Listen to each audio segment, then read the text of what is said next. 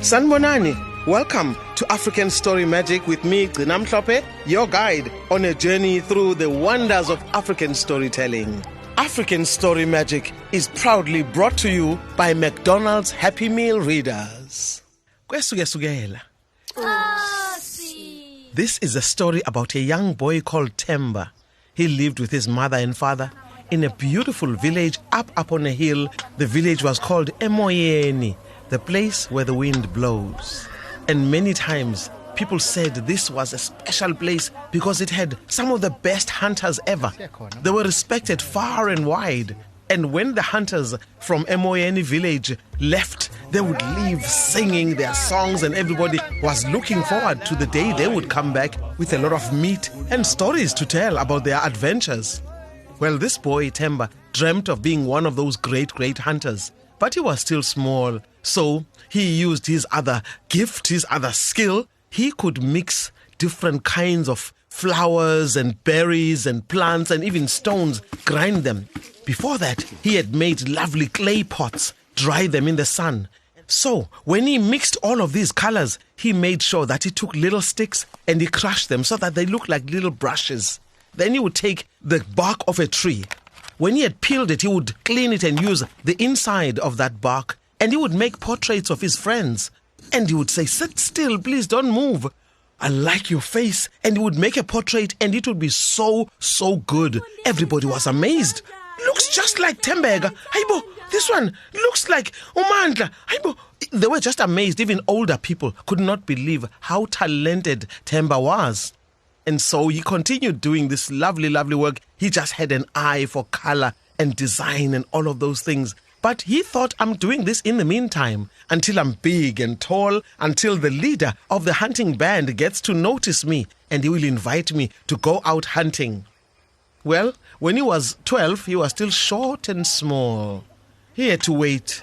When he was 14, he was still very short and small. His age mates were growing taller and stronger, and they were noticed by the leader of the hunting team, and they went to join. And he was very unhappy. When he mentioned that he wanted to be a great hunter, other boys laughed at him. "Themba, what kind of hunter will you be? You are so small, you are so short." "Indeed, it's just a joke. Go and play with other children, other girls maybe. Go and play with girls." And he was very upset.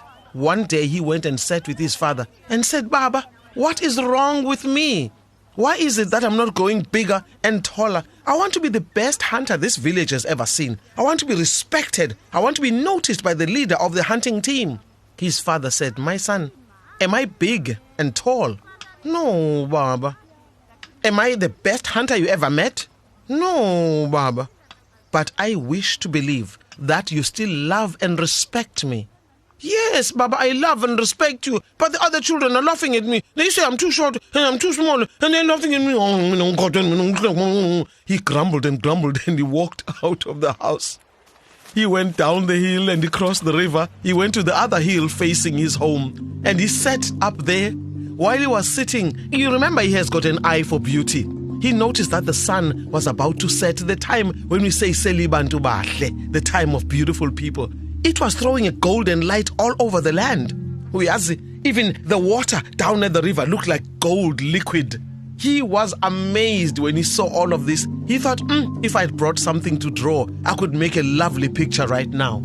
He was still thinking that when he saw a cloud coming towards him, a big cloud. It was coming lower and lower. Haibo, why is a cloud coming so low? And when he looked at that cloud, there was an old man with a white beard and white hair. Next to him was a young woman, smiling and looking so beautiful. And he thought, I hope they're going to go past. Please. His heart was beating so fast. He was terrified. But they stopped right in front of him.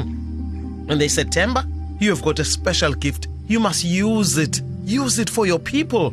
And they gave him a big, beautifully tanned animal skin. It felt like velvet to the touch. And he said, "Thank you."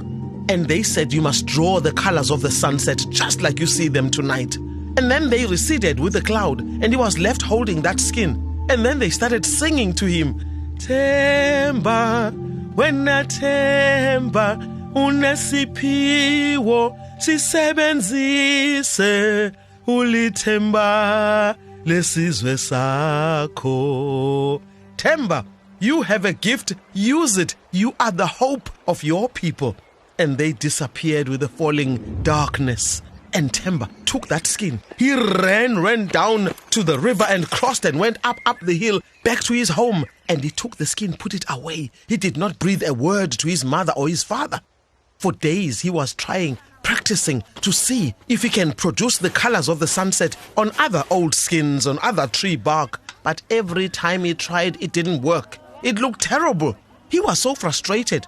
After some time, he thought, what's wrong with me? I thought I was really good at drawing. Now everything I'm trying, it looks like dirty dishwater. He was so sad.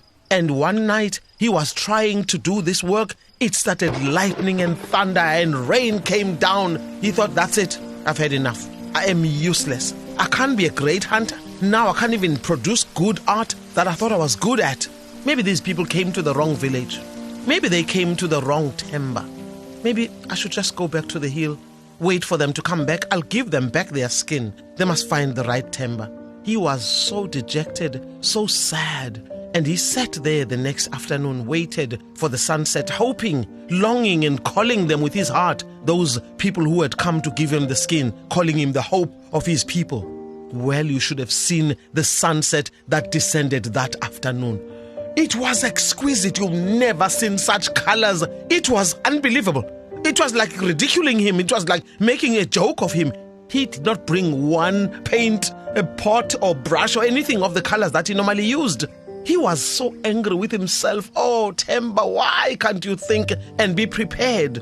He was still being unhappy with himself like that when that big cloud came down. It came closer and closer. He thought, oh, so sad. They must take the skin and go to the right village and give it to the right Themba. Obviously, it's not me. When they got closer, they were smiling like before, but they were carrying big clay pots. And they were full of sticks that had been crushed, and they were thick and wet with fresh paint of different colors. It was like a bouquet of flowers. Oh my goodness. They handed him these two big clay pots, and they said, Themba, do your work. You draw the colors of the sunset. This is a gift to you.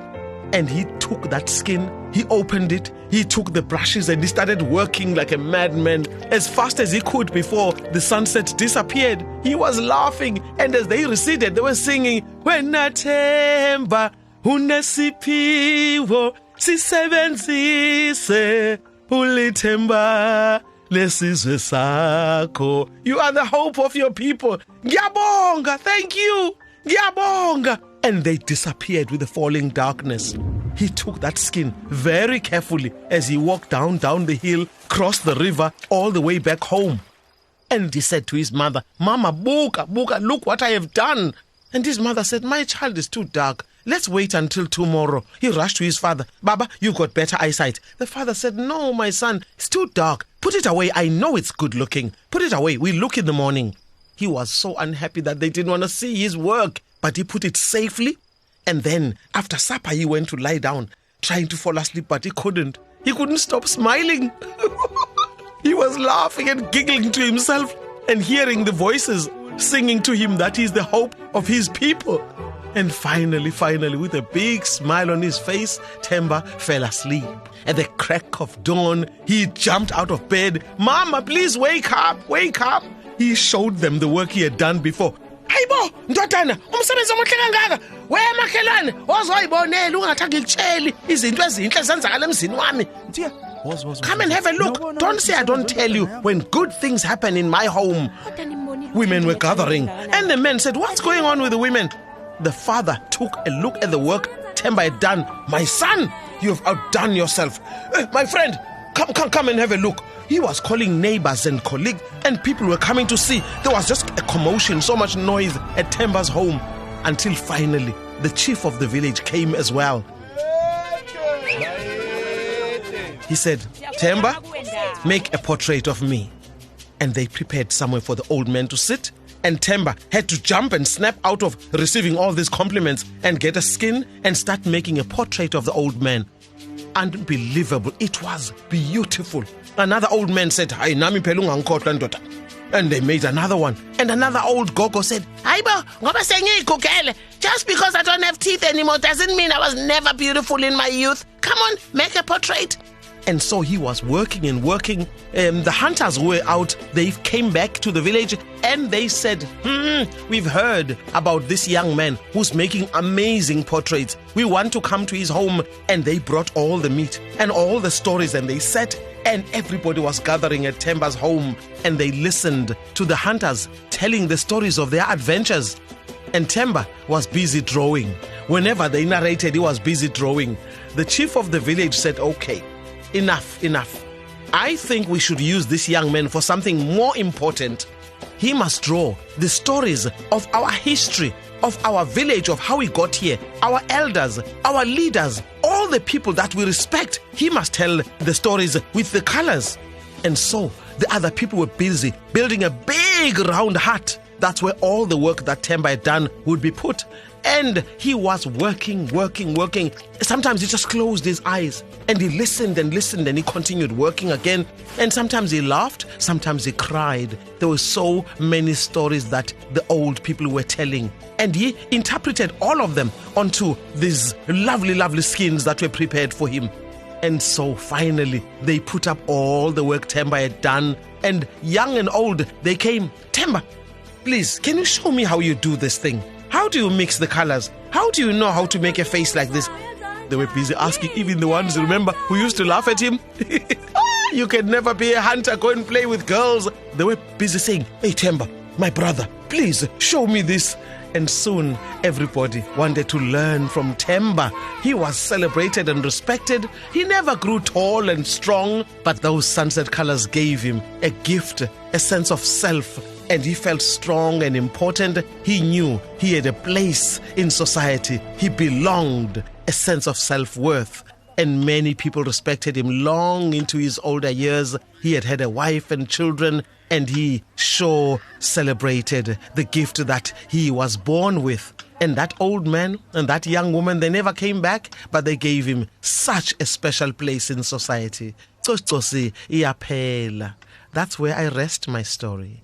Share the magic with others. Find more stories in English and isiZulu on ecr.co.za under podcasts or wherever you get your podcasts. African Story Magic is proudly brought to you by McDonald's Happy Meal readers. Until next time, please stay magical. I'm Gcina Mhlophe.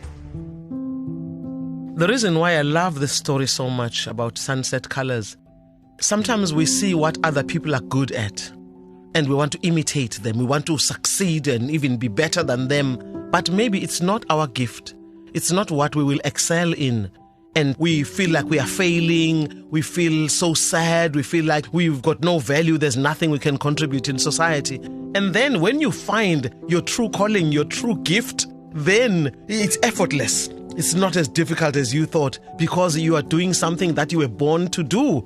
And I love that. And I always hope that young people can find something that they are really good at, that we as adults should encourage young people to celebrate their own unique and special gifts. And that's what the story of Themba and the sunset colors says to me.